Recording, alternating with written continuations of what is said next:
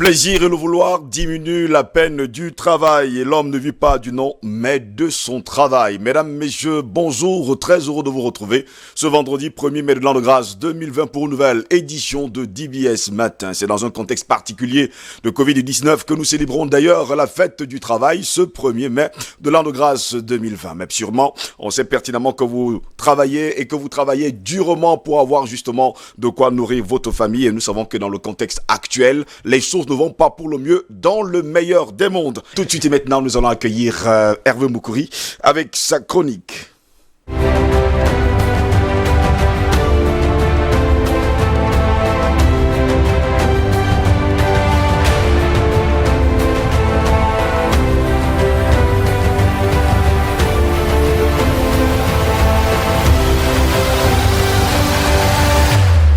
Hervé Moukouri, bonjour. Bonjour Steve. Bonne fête de travail. Merci. Comment allez-vous? Assez bien, merci. J'espère que le week-end a bien commencé, puis c'est la fête du travail. Hein. Bon, on a ouvert... Et les bars? Oui, les bars. Jusqu'à X heures, donc. Jusqu'à X heures. Bon, on n'a pas exagéré, enfin il faut aller avec modération en tout cas. Ah, avec modération, en espérant d'ailleurs qu'il y a fête, hein, parce qu'il n'y a pas de fête. Hein. Il n'y a pas de fête, bon. On n'a pas vu les couturières, les tailleurs, tout le monde faire est déçu. Habits, Bon, tout le monde est déçu par la dure réalité de la Covid, du Covid-19 justement. Jean-Jacques Ekindi, président du mouvement progressiste, a décidé, il faut le dire, hier jeudi, de rallier le RDPC au-delà d'une simple décision. Eh bien, il faut le dire, c'est la manifestation d'un gâchis selon vous. L'image peut être celle-ci. On a donné un coup de gong pour le énième round. Jean-Jacques Ekindi n'en peut plus, il jette l'éponge, il embrasse courageusement Paul Biya et reconnaît la force physique et pourquoi pas morale du président. En faisant ce geste qui marque un épuisement, Jean-Jacques Ekindi, à 75 ans, doit bien se rappeler des conseils de son regretté père. Le docteur John Ekindi, qui lui disait, en 1991, lorsqu'il évoqua l'idée de créer son parti, « Le jour où tu quittes le RDPC, tu ne seras plus rien ». C'est malheureusement le cas. Puisque Jean-Jacques Ekindi est cet homme politique qui a aidé le RDPC à implanter ses racines ultra profondes à Douala à cette époque. Et il faut le dire, à cette époque, il n'était que deux. Grégoire Owona est celui-là qui est connu pour être un des tout premiers diplômés africains noirs de l'école polytechnique de France, promotion 1965, c'est-à-dire Jean-Jacques Ekindi et Grégoire Owona étaient les seuls à être capables de remplir la salle des fêtes d'Aqua dans les années 88. Tellement ils étaient puissants. Lorsqu'on regarde la trajectoire de Grégoire Owona, doté d'un bagage intellectuel moins impressionnant que celui de Jean-Jacques Ekindi, on a envie de dire, mais alors, quel gâchis! Brillant intellectuel, le président fondateur du mouvement progressiste a commencé la politique il y a 55 ans, il avait alors 20 ans.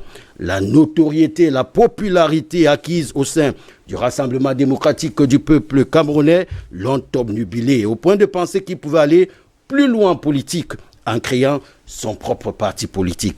Balayant du revers de la main ce sage conseil de son père, si tu quittes le RDPC, tu ne seras plus rien. Depuis son départ du parti des Flammes Ardentes, le diplômé de l'école des mines d'Arles en France n'est politiquement parlant plus que l'ombre de lui-même. Tout commence en 1986 lorsque ce diplômé de cette école des mines entre dans le RDPC. Il est jeune, il est beau, brillant intellectuel. Il suscite donc l'admiration des militants du RDPC et même de l'ensemble des Camerounais. Et en 1988, il remporte devant les caciques la présidence de la section départementale du Vouri. Il sera même coopté au comité central du parti des Flammes Ardentes. Fort de sa notoriété établie dans le parti, il va créer un courant progressiste au sein du RDPC. Et là commence sa descente aux enfers. Ce que ne verront pas d'un bon œil les pontes du parti qui vont lui mettre les bâtons dans les roues. Et il est même écarté aux législatives de 1988 alors qu'il est tête de liste. Courroucé par les méthodes du RDPC, Jean-Jacques Ekindi crée son parti politique, le 21 mai 1991. Alors, 3 raisons semblent pousser le militant, l'ex-militant RDPC Jean-Jacques Kindi a créé son parti. D'abord, l'opposition qui a le vent en poupe. Les Camerounais aspirent aux libertés, veulent absolument un changement à l'image de ce qui se passe en Europe de l'Est. Il faut donc se positionner en frappant où ça fait mal, en disant tout haut ce qui se murmure tout bas. Et c'est ce que fait Jean-Jacques Kindi. Deuxième chose, sa popularité, essentiellement due à son courage, à son charisme, ses sorties médiatiques, ses coups de gueule marquent les esprits. Il est donc populaire. Troisième chose, ses idées sont rejetées dans le RDPC, alors il naît un sentiment de frustration. Il crée dans son parti politique. Convaincu de sa popularité, il va se présenter à l'élection présidentielle de 1992. Alors là, grosse déception. Il ne va récolter que 0,8% de voix.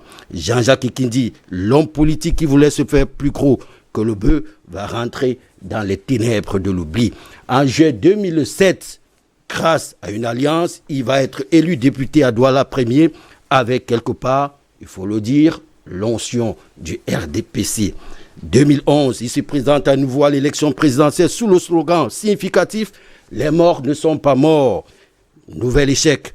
Le chasseur de lions qui prend de l'âge ne cesse de s'affaiblir, regard impuissante, de manière impuissante, une opposition qui dépérit, qui est fracturée, qui a du mal à faire corps. À 75 ans, l'avenir politique est derrière le chasseur de lions. Dernier espoir pour cet homme politique qui a quasiment tout perdu, les régionales à venir, persuadé qu'il a très peu de chances d'être élu en tant que militant du mouvement progressiste. Il a donc décidé de basculer au RDPC en espérant aussi, pourquoi pas, une nomination. Sans doute s'estimant vieux, il a compris que le vieux ne travaille qu'avec les vieux. Les vieux ne travaillent qu'avec les vieux, finalement. Le vieux ne travaille qu'avec les vieux. Le chasseur du lion. Voilà. Et finalement, je sais pas. Il est rentré à la case départ. Il n'a pas suivi les conseils du père qui disait si tu quittes le RDPC, tu ne seras plus rien. Finalement, c'est le lion qui a apprivoisé le chasseur. Ah, on le dit si bien maintenant. Vous savez, il est très puissant, Paul Biya. Non, il faut le dire. Il est très puissant. Il n'y a pas plus puissant fin politique que cet homme. Jusqu'à preuve du contraire, Jean-Jacques Kindi était l'un des hommes les plus populaires quand même au Cameroun. À l'époque, il était très populaire. Pour ne rien vous cacher, mon petit frère, dans les années nom de 1990. À cause de Jean-Jacques Kindi, parce qu'il avait omnubilé parce que tout le monde était là, ne voyait que Jean-Jacques Kindi, parce qu'on le trouvait véridique dans ton charismatique et véridique. On se disait, un très bel orateur, il faut d'ailleurs le préciser. Voilà, on se disait, voilà quelqu'un qui peut porter les destinées de notre pays. Hélas, 3 fois hélas, c'était sans compter sur la politique, parce qu'il y a ce qu'on appelle politique vraiment, proprement dit. On a été très surpris. Et c'est là où les Grégoire Ona ont été très très forts. Vous voyez la subtilité qu'il a. Il a dit, bon, ok, je suis pour le changement, mais je me fais tout petit. Et il est arrivé là où il arrive aujourd'hui. Jean-Jacques Kindi qui se voyait, pourquoi pas lui se voyait même chef de l'État. Oui, Jean-Jacques Kindi, à un moment donné, se voyait chef de l'État. On se rappelle quand même dans les années 90, parmi les grands hommes politiques au Cameroun, on pouvait compter justement avec Jean-Jacques Kindi, John Fundi, et bien sûr d'autres personnes encore, Samuel Bois. Qui ont malheureusement eu la fessée publique, on va le dire. Bon, on ne sait pas si c'est la fessée publique. Nous, on a été très surpris hier lors de cette conférence de presse. Non, c'était pas surprenant, il faut vous le dire. C'était pas surprenant, parce qu'il y avait déjà ça se dessinait des signes qui ne trompaient pas. Et je discutais avec un de ses très proches.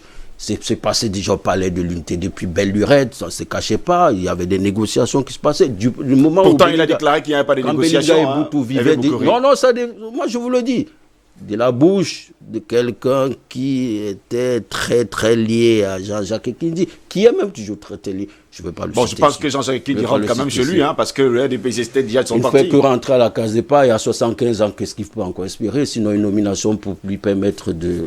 Bon, maintenant, il pourra travailler avec l'homme-lion, si jamais... Il n'a pas le choix. Mais pourtant, il nous a dit qu'il va à la base du RDPC. Il n'a pas dit qu'il va aller au comité central. C'est stratégique. Stratégique. Très stratégique. En tout cas, le chasseur de lions est rentré à la caserne. C'est ce qu'on pourra retenir en tout cas de ce qui s'est passé hier. Et bonne chance, parce bonne chance en tout cas. On ne va pas l'embrasser sur la bouche. Parce que, non, pas vraiment. Le 30 avril 2020, eh bien, Jean-Jacques Ekindi a décidé de démissionner de son propre parti, le MP, le mouvement progressiste, pour, il faut le dire comme ça, rentrer dans le RDPC, le parti de la flamme ardente, le parti au pouvoir et surtout le parti de Paul Biya. Merci beaucoup Hervé Moukoué d'avoir été dans notre ce matin. Je vous souhaite de passer une belle fête de travail, de passer également un bon week-end. C'est déjà fait. C'est déjà fait, hein. En fait, dans votre tête, en tout cas, on pense que c'est déjà fait. Merci. Mesdames, messieurs, nous allons continuer justement d'IBS matin, tout de suite et maintenant. Voici le débat.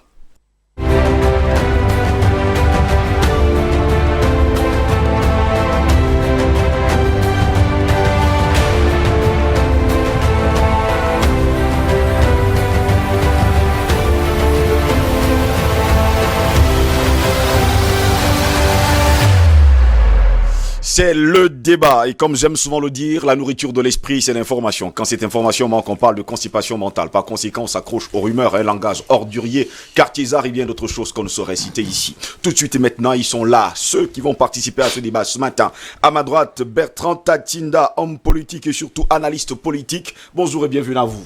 Bonjour Steve, bonjour à vos très nombreux téléspectateurs, bonjour aux techniciens, bonjour à mes copanélistes que vous allez présenter. Très content d'être là encore ce matin. Bonne fête à très belle ces calotte, hein. milliers de travailleurs qui travaillent. Merci, c'est très Très gentil. belle calotte. On a l'impression que vous êtes musulman. Ouais, vous savez que j'aime bien les musulmans. Je trouve que c'est des hommes de parole. Je sais pas pourquoi, mais c'est des hommes de parole, c'est bien. À ma gauche, Albert Anatolaïsi, l'homme aux 3 A et surtout directeur de publication du journal Le Cactus qui paraît sur le tien national camerounais. Albert Anatolaïsi, bonjour et bienvenue à vous. Bonjour Steve Jocelyn, je salue le grand frère Tatinda que vous avez à présenter, je salue mon co-panéliste qui est à ma gauche, que vous allez certainement avoir le plaisir de présenter tout à l'heure. Je salue tous les téléspectateurs de d'IBS Matin, c'est là qui nous regardent dans le cadre de cette tribune du lundi au vendredi. Je salue particulièrement tous ces téléspectateurs, des millions de téléspectateurs de votre chaîne qui nous regardent dans le cadre de cette tribune et surtout sur le continent africain et au-delà.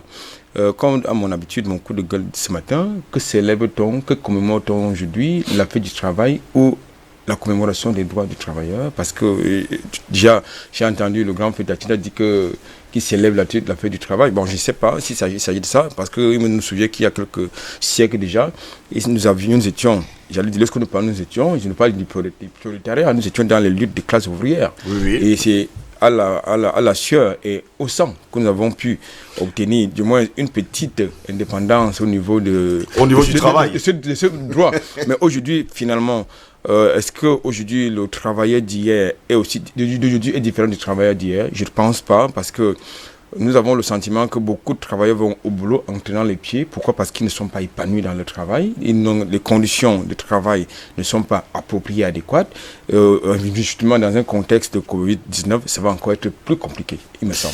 Quelqu'un disait encore il y a quelques siècles aujourd'hui, pour ne pas dire encore quelques décennies, que le travail éloigne de nous 3 grands mots. Eh bien, l'ennui, le vice et le besoin. S'il se réveillait de sa tombe aujourd'hui, je lui dirais tout simplement qu'à un moment donné, le travail est devenu l'ennui et nous sommes toujours dans le vice et nous sommes toujours dans le besoin. Allez savoir justement ce qui se passe tous les 1er mai. À ma gauche et surtout à mon extrême gauche, comme ça il est là, un chef d'entreprise. Christian Boko, bonjour et bienvenue à vous.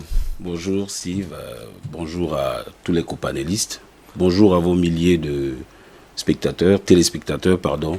Et je tire un chapeau bas à ces travailleurs de la santé, particulièrement ceux qui sont engagés dans le cadre de la lutte contre la pandémie du Covid-19. Ça va bien dans votre entreprise? Vous avez célébré? Ou bien il n'y a pas de fête?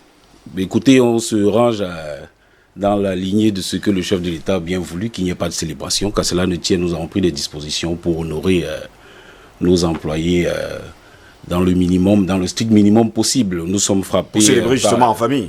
Oui, nous sommes frappés par les effets collatéraux, les effets économiques de cette crise. Nous sommes une entreprise de service, donc vous pouvez imaginer. Justement, c'est pas aussi facile que ça. Messieurs, puisqu'on parle de la fête de travail, eh bien, le président de la République a pris ce jeudi 30 avril 2020 19 mesures pour réduire les souffrances des populations durant cette période de la pandémie de coronavirus. Ces mesures visent, il faut le dire, à amoindrir les difficultés auxquelles les populations font face. Ainsi, parmi ces 19 mesures, l'ouverture au-delà de 18 heures des débits de boissons. La mesure concerne également les restaurants et les lieux de loisirs. Cependant, l'obligation de porter des masques et surtout de respecter les mesures barrières reste toujours, il faut le dire, à respecter. L'autre décision, il faut le dire, elle a levé de la mesure réduisant le nombre réglementaire des passagers dans tous les transports en commun, par bus et surtout par taxi. Par ailleurs, il faut le dire, la surcharge reste et demeure interdite. La suspension au titre du deuxième trimestre 2020 des vérifications générales de la comptabilité, sauf en cas de, il faut le dire comme ça, de comportement fiscal suspect.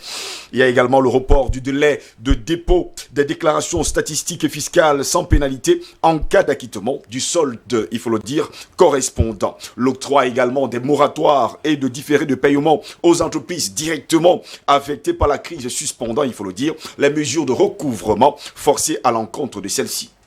Nous allons prendre une dernière, et également le soutien à la trésorerie des entreprises à travers l'allocation d'une enveloppe spéciale de 25 milliards de francs CFA pour l'apurement des stocks de crédit et surtout de TVA en attente de remboursement. Il faut le dire, il y a 19 mesures, je vous en ai donné quelques, il faut le dire 6 ou 7, et je veux bien sûr avoir votre réaction, Bertrand Datinda. Disons que il fallait s'y attendre, Déjà, tout le monde le demandait et le gouvernement était obligé de concerter en quelque sorte un certain nombre d'experts sur le plan économique pour voir comment on pouvait mettre un package pour soulager les problèmes que les chefs d'entreprise et surtout même que les Camerounais rencontraient. Vous savez que le dossier du Cameroun au Fonds monétaire se finance ces mesures. Si vous les avez bien regardées, vous allez constater que l'État a un manque à gagner dans cette histoire-là. Or, le dossier du Cameroun au Fonds monétaire international devait passer le 22 avril. Il paraît que les fonctionnaires à Yaoundé ont traîné, ça a vexé le président qui l'a fait entendre de vive voix au secrétaire général à la présidence et au Premier ministre. Le dossier finalement est passé le 28. Nous n'avons pas encore les dessous de cette histoire, mais c'était en bonne voie. Donc le Cameroun, en termes, comment je veux dire, de remise de l'encours de la dette, avec cette histoire, cet apport du FMI, du Fonds monétaire international, avec de l'argent levé sur le marché des emprunts obligataires de la CEMAC, le Cameroun se retrouve donc avec une cagnotte pour pouvoir apporter ce genre de mesures de soulagement. Donc il fallait. Deuxième des choses, c'est que on en avait déjà évité à quelques, je peux dire que chouïa près une grève des transporteurs. Parce que les transporteurs se plaignaient, c'est-à-dire les transporteurs en quelque sorte interurbains, les transporteurs, les taximans, les moto-taximans, donc tout le monde se plaignait. Or, s'il n'y a plus de transport, il n'y a plus d'économie, c'est terminé. À côté de ça, il y avait déjà en quelque sorte la grogne aussi de tous ceux qui constituent en quelque sorte, qui sont dans ce qu'on appelle l'industrie de la nuit. Je l'ai dit ici, c'est 35% de produits intérieurs bruts de l'industrie de la nuit. Vous faites comment si vous bloquez l'industrie de la nuit sans compensation? Donc, les transporteurs, l'industrie de la nuit, ça devenait relativement intenable pour le gouvernement. On aurait continué relativement, comment je veux dire, aller dans cette histoire de demi-confinement, ça pouvait créer un soulèvement social très très dur. Surtout que, quand on regardait les chiffres, les statistiques sur les cas de personnes atteintes de Covid-19, sur les cas de guérison, surtout les décès, c'était pas catastrophique. C'est 61 morts, c'est beaucoup en 2 mois. Mais les autres en sont, comment je vais dire, à 56 000, à 26 000. L'Allemagne qui en est à 6 000, tout le monde applaudit en Europe et dit que c'est le meilleur élève. 6 000 morts, on applaudit, c'est le meilleur élève. Nous, on en est d'un an. Je crois qu'en 2018, j'ai regardé une statistique, le Cameroun avait quoi?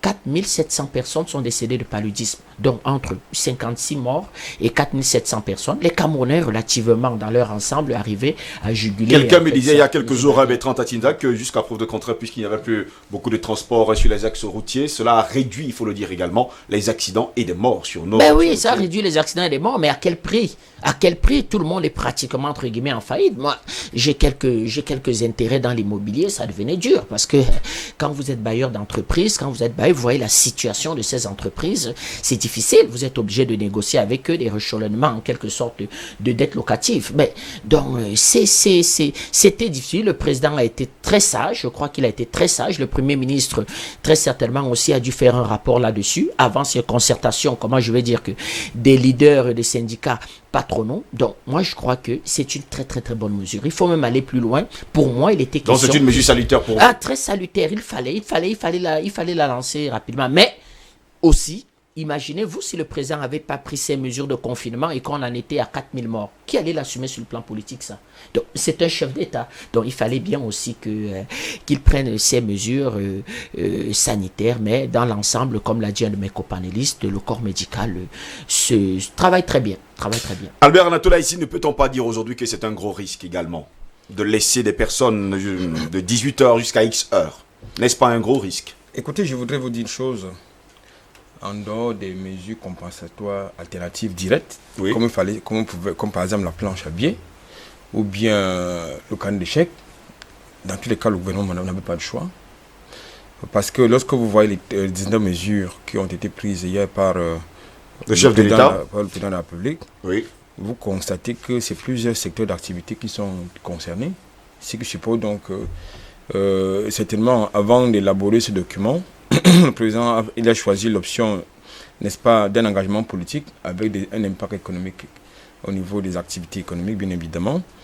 Vous avez les bails anciens qui sont concernés, notamment pour ce qui concerne notre gouvernement des taxes communales, directes ou indirectes, tout ça. Donc, ça veut dire que vous avez l'informé qui est concerné également. Il y a une enveloppe qui a été dégagée. Bon, je ne sais pas comment ça va, ils vont faire cette évaluation. Pour ce qui est de l'enveloppe de 25 milliards de francs CFA, tout compte fait, il laisse transparaître dans ce document que le gouvernement travaille en étroite collaboration avec les mouvements patronaux et certainement avec les syndicats des différents secteurs d'activité. Dans tous les cas, je crois que même si on n'avait pas... J'ai quand même constaté hier de retour de Yaoundé que des Camerounais, ils s'enjaillaient. On va voir les images dans un instant. Ouais, dans les bars. Oui. C'est comme si des gens étaient... comprimés, étouffés. Non, ils étaient en prison et que subitement ils sont libérés. Si on regardait ces images de la ville hier après 18h. Je trouve que pour moi, peut-être ça fait fonctionner l'économie de la nuit, comme l'a indiqué tout à l'heure le grand frère Tachinda. Mais il y a un problème. Mais ce n'est pas encore le grand monde, il faut le préciser. Dans tous les cas, après 18h, vous voyez d'ailleurs que les rues sont désertes. Non, pour ceux qui n'avaient pas l'information. Oui. Parce que moi, de retour de Yaoundé, j'ai parcouru de Yassa jusqu'à chez moi. Oui. Écoutez, je pense que c'était... j'ai vu plus de 50% de bars bondés de monde. Donc, ce qui suppose donc que beaucoup de gens ont été à l'affût de cette information. Et je crois que pour moi, même s'il faut peut-être défendre l'activité économique, c'est-à-dire les débits de boissons, mais j'ai le sentiment que cette ruée vers l'éthanol, c'est une sorte d'aboutissement. Bon, là, on va commencer à comprendre qu'il y a quand même des personnes qui commencent il y en a eu. Il y en a qui ont même fermé à des heures de Nicodème. Mais par contre, comment est-ce qu'on va respecter la distanciation sociale dans ce milieu-là? C'est justement pourquoi je vous demande s'il n'y a pas de risque. Nous savons comment ça fonctionne. C'est-à-dire quand quelqu'un a 2, 3, 4 verres, ça devient compliqué. Alors, déjà hier, les gens étaient entassés autour des mêmes tables pratiquement à 0,5 cm. Bon, explique-moi comment on va respecter la distanciation sociale et qui sera chargé du suivi de cette mesure. Parce que le problème n'est pas de pouvoir mettre en évidence cette mesure, mais le problème c'est l'implémentation et surtout le suivi sur le terrain. Nous savons comment ça fonctionne. La deuxième chose, moi j'en ai vu, il y en a, vous ne l'avez pas tout à l'heure, vous l'avez dit comme c'était, comme pour ironiser, peut-être pour blaguer, mais je ne vois pas quelqu'un qui soit en train de prendre une bière et de mettre en même temps un cache-nez. Expliquez-moi comment ça va se passer. C'est pas possible. Alors, expliquez-moi comment ça va se passer. Donc, je pense que il y a une réflexion qui doit être un peu plus approfondie, qui doit être menée un peu plus approfondie. Dans tous les cas, je pense qu'il y a également des réflexions qui sont en cours, parce qu'il y a un certain nombre de mesures qui doivent être mises en œuvre pour accompagner justement la plupart des acteurs économiques, des acteurs socio-professionnels. Il faut quand même noter que parmi les acteurs, tout à l'heure, Bertrand Tachida a évoqué que le secteur des transports est impacté, mais aussi le secteur de l'hôtellerie qui est extrêmement très impacté. Et sans oublier le secteur de la restauration, il faut préciser par ailleurs qu'il lorsqu'on parle déjà, d'hôtellerie, c'est tout cela. C'est-à-dire que tout ce secteur est impacté négativement. Et je pense que, et davantage le secteur aérien, bon, déjà Camerco, notre compagnie nationale ne se portait pas déjà bien. Il se susurre d'ailleurs qu'il y aura, il faut le dire comme ça, 68% du personnel qui vont déjà rentrer à la maison. Le directeur général de cette compagnie, il a délocalisé, je vais dire déménager le groupe électrogène qui servait à alimenter, n'est-ce pas, la compagnie lorsqu'il y avait coupé l'électricité pour le chez lui. Ce qui suppose donc que désormais, il va fermer carrément les portes de la compagnie. Donc, c'est pour dire quoi? C'est pour dire, pour terminer, que je pense que le gouvernement n'avait vraiment pas le choix. Oui. Parce que déjà, il a eu de la peine à décréter un confinement total. Oui. C'était difficile de le faire. C'est d'autant que plus de 70% de l'économie est informelle. Donc, c'était très difficile. Maintenant, moi, j'ai un autre problème. C'est-à-dire que vous savez, c'est vrai qu'il y a eu la pause fiscale et quelquefois, n'est-ce pas, des allègements de ce côté-là. Mais moi, j'ai quand même un problème avec certains opérateurs en charge de la distribution de l'énergie électrique. Je ne comprends pas qu'une entreprise qui est pratiquement en cessation d'activité se retrouve avec des factures d'électricité qui sont, je veux dire, fortes, qui sont lourdes. Donc, je crois qu'il va falloir... On a d'ailleurs un particulier avec, il faut le dire comme ça, une facture de plus d'1 milliard. Alors, je crois qu'il y a un problème. C'est vrai que Eneo a des problèmes de trésorerie, mais il ne faut pas que ce soit sur le dos, n'est-ce pas, des clients, de la clientèle, des usagers qui cherchent à pouvoir se faire, n'est-ce pas, une bonne santé financière. Christian Boko, nous entrons, il faut le dire comme ça, dans le week-end. Nous sommes le 1er mai 2020. Pour certains, il faut essayer de festoyer. Jusqu'à preuve de contraire, il y a une mesure qui a été prise hier par le chef de l'État camerounais, faisant savoir que, bien, on ne ferme plus les bars à 18h. Et comme Albert Anatola ici le faisait savoir d'ailleurs il y a quelques instants, jusqu'à preuve de contraire, on n'est plus à 1,5 mètre comme c'était prévu. On parlait bien sûr de la distanciation sociale. On ne va pas également prendre un gros risque, vraiment, de se contaminer si jamais il y avait la maladie. Steve, permettez-moi avant de répondre à votre question, de revenir sur quelques faits. Oui. Ce qu'il faut dire, c'est que les 19 mesures du chef de l'État ne décrètent pas une victoire contre le Covid-19. Oui. Ça, c'est ce qu'il faut dire à nos concitoyens. Nous devons partir des attentes et voir exactement pourquoi le chef de l'État a pris ces mesures et par ailleurs éduquer la société, la population sur le fait que le Covid-19 reste un danger pour nous tous. Les bars étaient ouverts jusqu'à 18h. Cela suppose que certaines légèretés, certaines habitudes mauvaises pouvaient être faites jusqu'à 18h. Les mêmes peuvent être faites après 18h. Donc si les gens se comportaient bien avant 18h, il faut leur dire de prolonger, de maintenir ces bonnes habitudes de distance sociale, sinon d'acheter et de rentrer à la maison consommer à domicile, même après 18h. Je pense que ce n'est pas un décret sur lequel il faut festoyer ou il faut se dire, bon voilà, on reprend nos mauvaises habitudes comme si le Covid-19 était fini. C'est un point que je voulais soulever. Après, pour revenir sur votre question, je pense exactement que ma première intervention en dit long sur mes intentions et sur mes attentes. Je crois que c'est bien beau de festoyer, mais nous sommes à un niveau très critique de la santé économique et même politique de notre population, de notre pays en général. Oui. Et il est question pour nous de continuer à faire très attention. Je vais revenir sur l'une des mesures, c'est la dernière d'ailleurs que vous avez lu, qui parle des 25 milliards qui ont été débloqués. Voilà. Oui. Pour le remboursement. Soutien à la trésorerie des entreprises à travers l'allocation d'une enveloppe de 25 milliards. En réalité, il faut bien préciser ce que c'est que ces 25 milliards. Ces 25 milliards débloqués pour rembourser les crédits TVA qui étaient une dette de l'État envers des entreprises. Ça veut dire que vous aviez une dette, ok, vous savez que les entreprises se portent mal maintenant, vous dites, ok, on va payer 25 milliards encore, que je pense que ce soit juste une partie.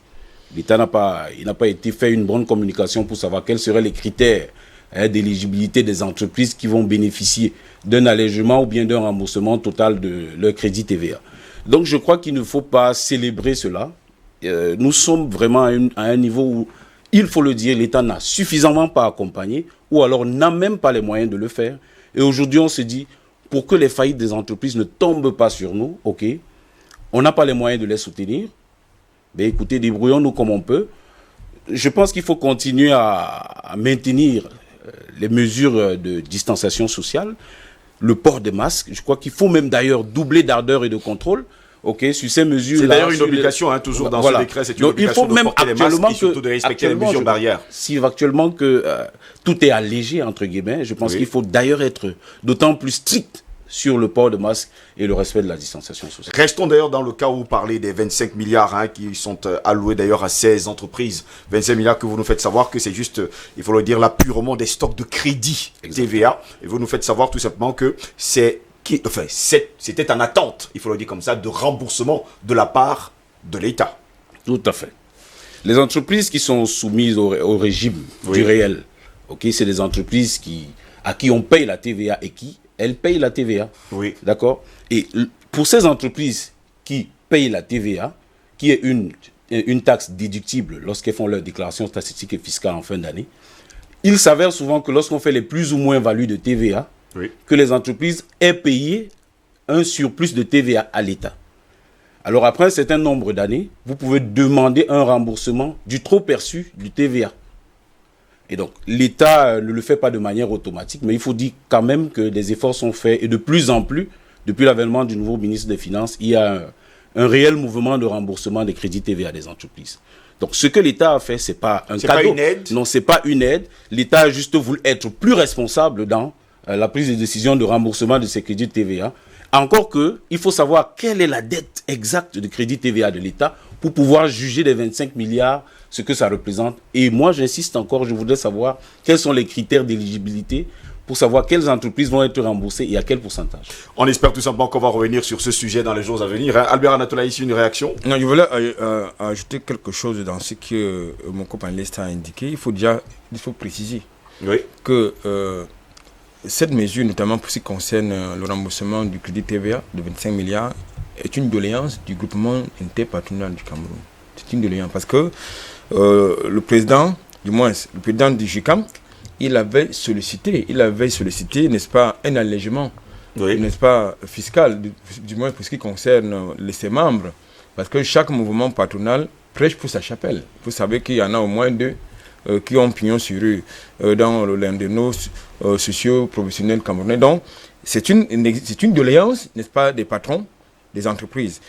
Mais il faut également préciser que dans le cas du remboursement de la dette extérieure, le Cameroun a remboursé il n'y a pas très longtemps, au titre de la dette intérieure, plus de 100 milliards de francs CFA. Donc, je ne sais pas, je crois qu'il est important d'apporter n'est-ce pas, ces précisions-là.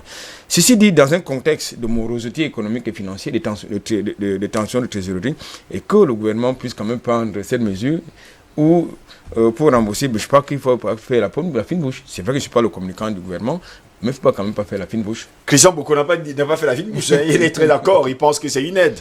Mais il ne faut pas dire que on n'a pas injecté les 25 milliards, on a juste allégé. Non, je veux préciser que je ne pense pas que c'est une aide. Je pense que c'est un effort du gouvernement. Voilà. Pour remplir son devoir de remboursement. Et il faut d'ailleurs le dire, rien n'est gratuit. Et pendant ce temps-là, vous qui êtes justement dans l'immobilier, Bertrand Tatinda, on n'a pas pensé à vous. On parle également de l'hôtellerie. On parle en tout cas de ces petits commerces. C'est vrai qu'il est dit aujourd'hui que ces dames qui ont souvent vendu au bord des trottoirs et surtout dans les marchés ne vont plus payer justement cette taxe de 100 francs, 200 francs ou 600 francs. Ça, c'est également pour les aider pendant le mois d'avril, de juin et surtout avril, mai et juin et peut-être juillet également. Mais est-ce qu'on a pensé réellement à l'immobilier? On a pensé à l'immobilier, c'est-à-dire que les taxes foncières sont reportées jusqu'en septembre et puis il n'y aura pas de pénalité. Oui. Il n'y aura pas de pénalité. Et on a même décidé de geler ceux qui avaient un certain nombre de dettes. Oui. Bon, ça c'est vrai. Disons déjà qu'il faut être clair. Il n'y a jamais eu respect de distanciation sociale au Cameroun. C'est-à-dire qu'il ne faut pas que, parce qu'on a décrété des mesures pour donner l'impression de faire plaisir à l'OMS, aucune mesure, 19 mesures n'étaient respectées. Où était la distanciation sociale en Dokoti? Elle était où à Mokolo? Elle était où à Biémassi? Je ne parle pas dans l'arrière-pays. Ça n'a jamais existé. C'est pour ça que pour nous, on n'aurait même pas dû prendre ce qu'on appelait le demi-confinement. On n'aurait pas fait le demi-confinement, on ne serait pas sans mort. Il faut expliquer à l'OMS qu'il n'y aura pas d'hécatombe en Afrique. Ils ont commencé à expliquer qu'ils ne vont plus avoir à manger. On aura à manger. Tant que vous avez la terre, tant qu'il y a la pluie, la nourriture, c'est quoi? C'est la terre et l'eau. On aura à manger. Donc, l'OMS s'est trompé. On s'est rendu compte et on a supprimé l'OMS en véritable politique de brigandage. Ben, c'est pas moi qui le dis. Même les États-Unis expliquent que c'est terminé cette histoire. Les distanciations sociales. Financer cette histoire de l'OMS. Oui. On y a contribué à 25% du budget, ben ça vaut plus rien cette histoire. Ben vous pouvez être vous directeur de l'OMS, vous allez faire allégeance à celui qui est sur la photo là, Monsieur Macron. Vous allez faire allégeance à Madame Merkel pour rêver être président de l'OMS. Donc les distanciations sociales n'ont jamais existé au Cameroun. Jamais. Donc, il fallait laisser les Camerounais travailler. On a des économies fragiles. Il faut se mettre à la place de l'État. C'est quoi un État? C'est les recettes et c'est les dépenses. C'est pas Paul Biya qui influe sur le prix du baril de pétrole. Nous, on a battu un budget à 52 $ le baril. Il est aujourd'hui à peine à 20 $. Vous faites comment? Si vous êtes chef d'État, si tout le monde... Vous savez, c'est difficile d'être chef d'État. Hein? Ben, on critique beaucoup quand on est dans l'opposition. Ben, je connais certains qui étaient méga professeurs agrégés d'économie. Hein, et critiquaient beaucoup de chefs d'État. Eux, ils ont été chefs d'État. 5 ans après, on les virait. Je donne 2 exemples. Nicéphore Soglo, au Bénin. On va expliquer que Kérékou, c'est un sorcier. Mais après 5 ans, tous les indicateurs économiques du Bénin étaient dans le rouge. On va le virer. Vous savez ce qu'on va faire? On ira rechercher le sorcier. Monsieur le professeur Lissouba au Congo. Je ferai du Congo une petite Suisse. 5 ans après, il laissait le pays en guerre civile. Totalement ruiné. C'est un agrégé d'économie. Donc c'est difficile un État. Je peux comprendre le président de la République qui se dit, ben, si je prends même pas ces mesures symboliques, et que j'ai 10 000 morts, j'aurai la terre entière sur la tête. Ben, je les prends comme... Fallait lever ça. Deuxième exemple, le coronavirus c'est dangereux seulement la nuit. En journée, les gens étaient dans les bars. Fallait aller à Mokolo. Vous en avez 100 personnes qui se partageaient des bières. Nos buveurs de Bill. Ils se retrouvaient en journée et buvaient. Ben, là, il n'y avait pas danger. C'est à 18h véritablement qu'il y avait confinement. Je vais plus loin. Sur le plan scolaire, pas loin de chez moi. Mais les jeunes, ils s'embrassaient. Ils étaient ensemble, ils jouaient au foot, ils sautillaient ensemble. Ces jeunes qu'on a retirés de l'école, ben, il faut envoyer les enfants à l'école. Il faut boucler l'année. D'ailleurs, c'est ça qui nous intéressait aussi, de dire au ministre de l'enseignement supérieur qu'une année scolaire, ça coûte cher. Autre question pour nous, parents, d'accepter une année blanche. Il a tout fait de nous rassurer qu'il n'y aura pas d'année blanche au Cameroun. Non. Je crois qu'un pays se développe quand il travaille. Un pays se développe quand il travaille. Si on arrive déjà à vaincre le paludisme, la tuberculose, la variole, comment on va dire, non, ça même c'était une maladie coloniale. On arrive à vaincre ça, je peux vous dire que le pays s'en porterait très bien. Oui. Le coronavirus, vraiment, ne faites pas stresser les gens, c'est-à-dire que c'est une forme de paludisme avec véritablement des complications respiratoires. C'est pas pour dire aux populations de ne pas prendre les précautions, mais qui en prend les précautions? Franchement, entre nous, qui en prend les précautions? Non. En plus, quand on voit le taux de guérison, j'ai presque envie de dire que nos médecins ont plus ou moins dompté ça. On voit le taux de guérison. On en est pratiquement sur 1800 atteints. On en est pratiquement à 970 guéris. Et puis le reste qui ne sont pas guéris, ce n'est pas des cas sévères. Ils ne sont pas sur l'assistance respiratoire. Vous savez combien d'assistants respiratoires le Cameroun a? On n'en a pas plus de 100. On n'a pas testé plus de 4000 Camerounais sur pratiquement une population de 25 millions. Non, il faut arrêter ça, il faut laisser les Africains travailler. L'OMS veut s'aimer une forme de terreur sur tout le monde entier pour vous sortir en fait un pseudo-vaccin, une pseudo-gélule et dire que voilà, en quelque sorte, votre sécurité. Ça, c'est véritablement, c'est mon point de vue et c'est le point de vue de plus en plus. En France, ils sont dans les fréquences de 500 morts par jour, ils déconfinent. 500 morts par jour. Hier, ils en étaient encore 474 morts. Mais ils ne devaient même pas déconfiner. Aux États-Unis, ils sont à 56 000 morts. Le président déconfine.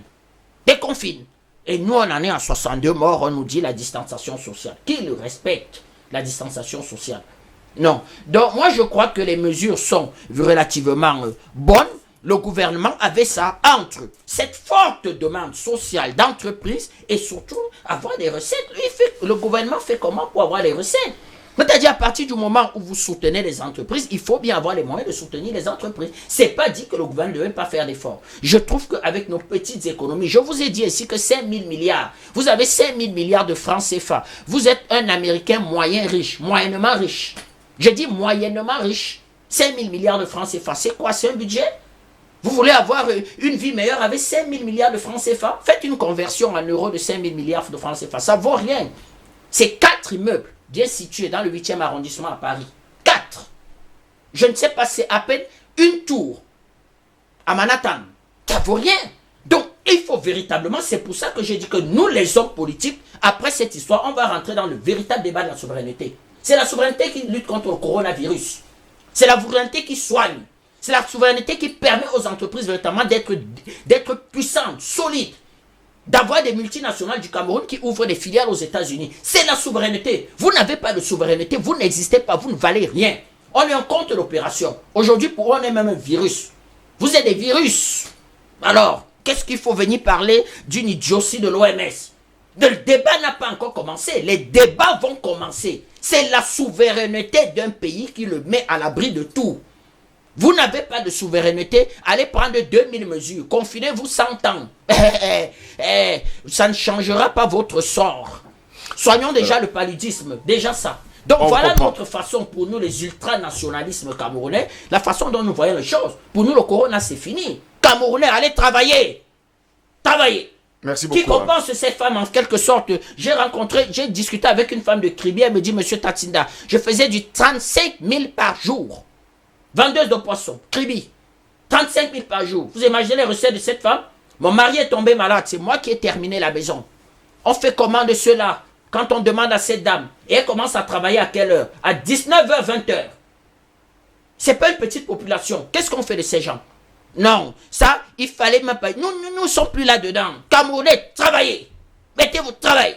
La distanciation sociale, je ne suis pas contre le gouvernement, je ne serais pas un délinquant ici de dire qu'il faille ne pas respecter les mesures du président, mais franchement, l'OMS, allô OMS, il n'y aura pas d'hécatombe en Afrique. Tout le monde le sait déjà. Tout le monde, pourquoi effrayer les populations? Je vois les pays africains qui ont 3 morts. Ils confinent.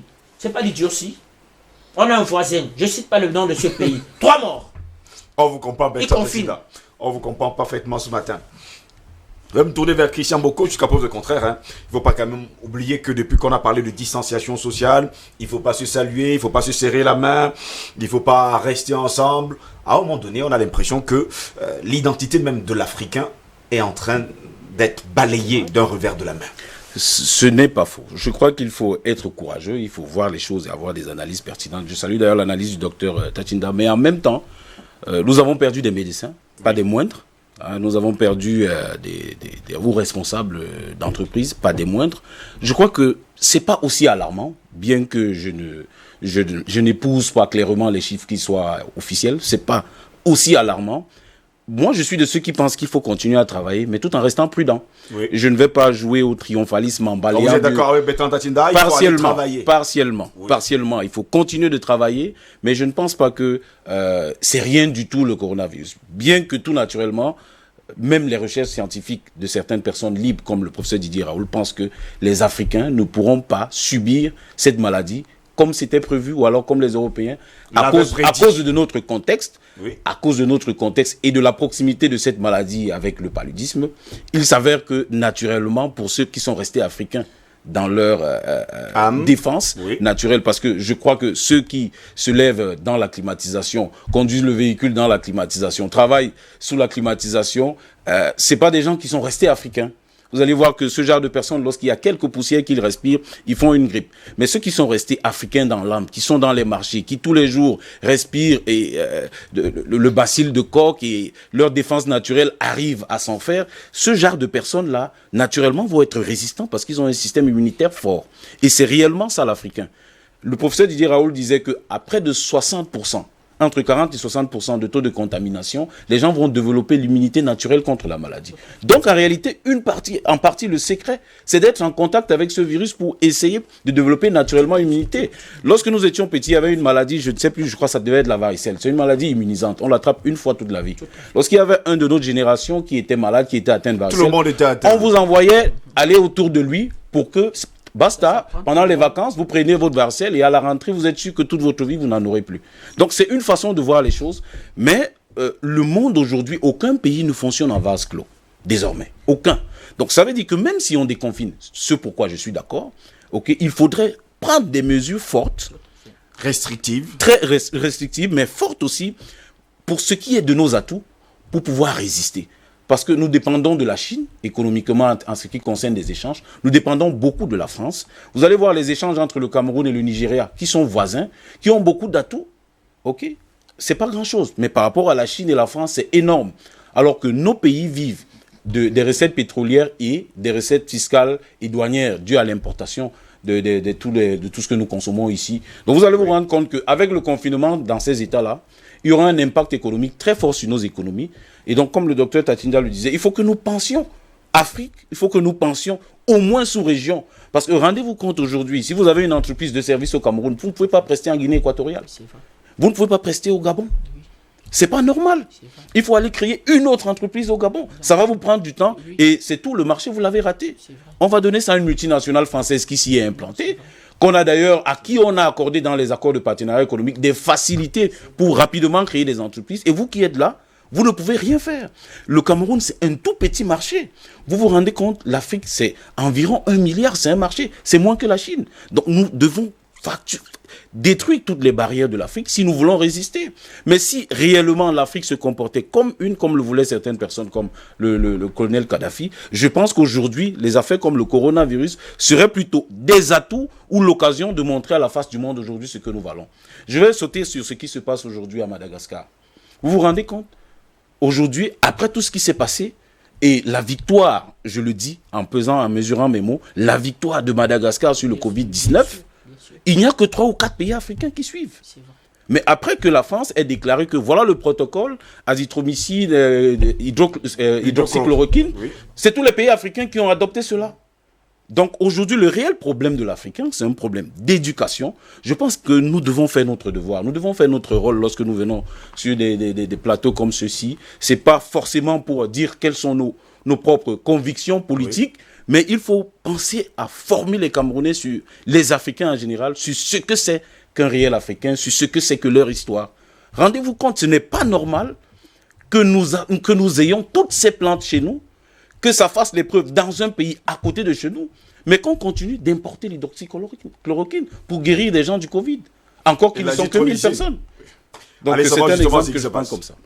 Albert Anatola, ici, jusqu'à preuve le contraire. Bon, on nous fait savoir, jusqu'à preuve le contraire, que la distanciation sur un n'a jamais été respectée. On est allé à Ndokot il y a plusieurs reprises. On est allé au marché central, c'est la même chose. On se salue, on s'embrasse, on crie à gauche et à droite. Même jusque-là, ils ne sont pas morts, tous. Écoutez, l'occasion faisant le larron, je ne peux pas sortir de cet espace sans quand même prêcher pour ma chapelle. Parmi les 19 mesures qui ont été prises par le gouvernement, je me rends compte que la presse, la presse privée est la plus grande absente. C'est vrai. Ça, je trouve que moi, je ne peux pas être en train de parler des autres sans parler de moi-même. Je trouve cela une aberration. Pour moi, c'est aberrant. Oui, moi, je suis un patron de presse. Vous travaillez dans une télévision qui a besoin d'argent pour fonctionner. Où est la part des médias ? C'est vrai. Moi, je trouve cela, c'est une aberration pour moi. Nous parlons des autres, mais on ne parle pas de nous-mêmes. Où sommes-nous dans cette histoire-là ? Bon, bref, c'est aussi ça le Cameroun. Mais c'est pas bien. Maintenant, pour revenir il y a quelqu'un... J'ai rencontré un médecin dans le cadre des enquêtes que nous sommes en train de mener par rapport à cette pandémie. Le médecin m'a dit qu'il n'y avait même pas... Ce n'était pas nécessaire d'envoyer les enfants au quartier. Les enfants pouvaient normalement poursuivre les... Je vous rappelle que Bertrand Tatinda le dit depuis le début.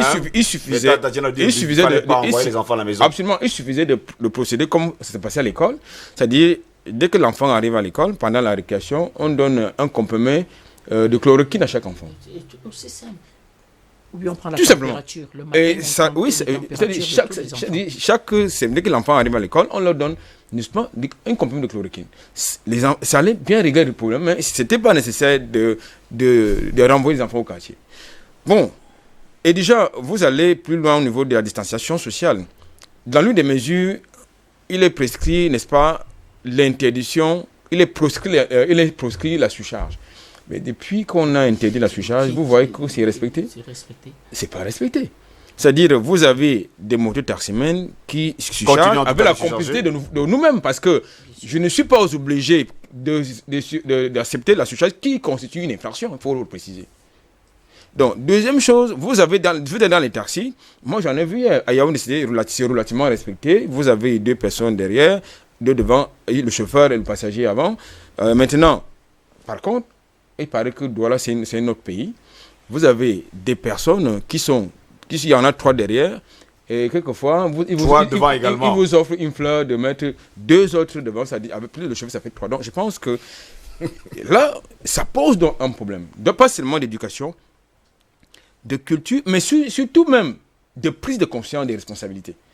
Je dis, si il me souvient que la semaine dernière, vous et moi, nous devions aller quelque part. Oui. Et il y a un moto de la semaine qui a voulu nous surcharger. Mais si nous avions accepté, ça aurait fait ses affaires. Justement. Donc, ça veut dire que nous rendons complices et coupables de ce genre d'attitude. Parce que je n'ai pas l'obligation, je ne suis pas obligé d'accepter la surcharge. Je pense également que nous avons notre rôle là-dessus en tant qu'hommes de médias, en tant que citoyens, d'éduquer, parce que vous avez des gens qui, eux, ils sont, n'est-ce pas, grisés par des intérêts. Leurs gains, ils s'en foutent, n'est-ce pas, de la santé des autres et de leur sécurité. Dans tous les cas, il n'y a pas meilleure personne que moi-même pour s'occuper de ma sécurité et de ma santé. Ceci dit, je voudrais peut-être chuter par là en indiquant que j'ai l'habitude de le dire dans le cadre de cette tribune, à savoir, le Covid-19, contrairement à ce que mon co-panéliste de gauche me disait tout à l'heure, que le monde n'est pas, on peut pas fonctionner en vase clos. Je pense qu'il est désormais nécessaire que l'Afrique fonctionne d'abord en vase clos, en autarcie, comme la Chine l'a été. Parce que la plupart, l'Europe se développe grâce à l'intelligence des autres pays, c'est une conjugaison d'intelligence. Les États-Unis se sont développés grâce à une conjugaison d'intelligence. Il n'y a pas que des Américains de race pure qui ont développé l'Amérique. Il n'y a pas que les Français et les Allemands de race pure qui sont en train de développer la France ou l'Allemagne. Vous avez les Congolais, vous avez les Africains si vous voulez, vous avez des Camerounais, Moi j'ai eu à regarder dans le cadre dans une autre télé, j'ai vu que l'Afrique a une diaspora pas possible. Vous avez des médecins Africains qui peuvent venir sur le continent africain trouver des solutions à nos problèmes de santé, mais qui sont utilisés ailleurs. Non, le problème c'est ici. 40% des médecins africains, il faut le dire, travaillent d'ailleurs en Occident. Faut le dire. Maintenant, ça c'est du côté des médecins. Maintenant, vous avez d'autres intelligences qui travaillent, qui est à la NASA, qui est au Pentagone ou ailleurs. Mais écoutez, et ces gens-là, on ne leur permet pas de venir sur le continent africain, de rentrer chez eux. Tout de suite, on leur donne la nationalité parce qu'ils ont quelque chose à donner. Et puis, vous avez ce que les autres ont appelé l'immigration choisie. L'immigration choisie, c'est quoi? C'est qu'on vous pompe de vos cerveaux. C'est-à-dire, on choisit vos meilleurs cerveaux pour qu'ils aillent travailler là-bas. Donc, c'est aussi la faute à nos dirigeants, parce que, du moins, si nous avons une élite, c'est la faute à nos élites, parce qu'il n'y a rien sur place pour pouvoir utiliser ces intelligences. Donc, il faut que l'Afrique vive en autarcie politique et économique. Mais là, il y a un problème. Tout à l'heure, le grand fait Tantida a évoqué cette problématique, savoir l'autonomie politique, l'autonomie financière. C'est quand quelqu'un d'autre contre la souveraineté de votre monnaie, ce que vous appelez votre monnaie, il y a un gros problème. J'ai justement ce problème. On revient toujours à cette monnaie à chaque fois que nous sommes en train de débattre sur ce plateau. Pourquoi est-ce qu'on ne peut pas se débarrasser justement de ce problème, Bertrand Tatinda? C'est parce que nous l'avons souvent dit, que vous avez des combats que ceux qui sont aux affaires aujourd'hui ne peuvent pas mener, ne peuvent plus mener, ne mèneront plus. Bertrand Tatinda, vous êtes quand même au courant que la Réserve fédérale du côté des États-Unis est une banque privée qui fabrique le dollar. Oui. Et que chaque fois qu'un dollar est fabriqué, ça coûte, il faut le dire comme ça, $100 pour l'État américain. Je vais même plus loin. Chaque fois qu'un baril de pétrole est échangé, ça rapporte de l'argent aux États-Unis. Et ça n'a pas été, comment je vais dire, que voté. Oui. C'est-à-dire ça a été imposé. Les États-Unis, de fait, ont imposé le dollar comme étant la monnaie de référence après la victoire de 45. La victoire de 45. Pourtant, la Réserve fédérale est privée. N'a pas été qu'une victoire militaire. Oui. C'est-à-dire que les victoires de 45 ont été des victoires idéologiques, des victoires, comment je vais dire, que politiques, des victoires économiques. Eh bien, un tout petit président comme De Gaulle va vous mettre 14 pays et en faire des sous-préfectures. Vous vous imaginez? Quelqu'un qui a même... N'est-ce pas la faute des Africains également? C'est là où on se pose des questions. Les rapports de force étaient relativement inversés. Vous savez, les Africains, oui, on peut expliquer que c'est la faute des Africains. Mais quand vous avez subi 400 années où on va pomper, comment je vais dire que la force humaine, quand Après ça, pendant que les peuples essayaient de réfléchir à se reconstruire, vous allez subir la colonisation. Il était difficile pour l'Afrique d'avoir des sociétés organisées et de résister à ceux qui déjà au XVIIIe siècle avaient inventé la poudre à canon. Vous avez des solides résistants. Je rappelle que l'Éthiopie n'a jamais été colonisée. Je rappelle que vous avez des grands Moronaba, des grands chefs ouest-africains qui ont résisté. Au Cameroun, on a de solides résistants. Mais les rapports de force, la coordination, la mise ensemble des énergies n'avaient pas été correctement faites et ne pouvaient pas être correctement faites à partir de ces désastres que nous avons vécus. Donc c'est ça qui va donner une sorte d'avantage aux autres. Ben, là maintenant, moi j'ai comme envie de dire que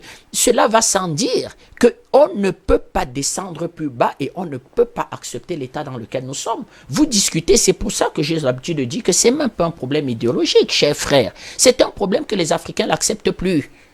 Les Africains n'acceptent plus. Et je vais plus loin. Pour être chef d'État dans les années qui vont venir, c'est-à-dire que quand cette génération de ceux que j'appelle les patriarches vont partir, vous ne pourrez pas être chef d'État sans la voix des panafricanistes. C'est-à-dire c'est le panafricanisme qui va décider de qui est chef d'État.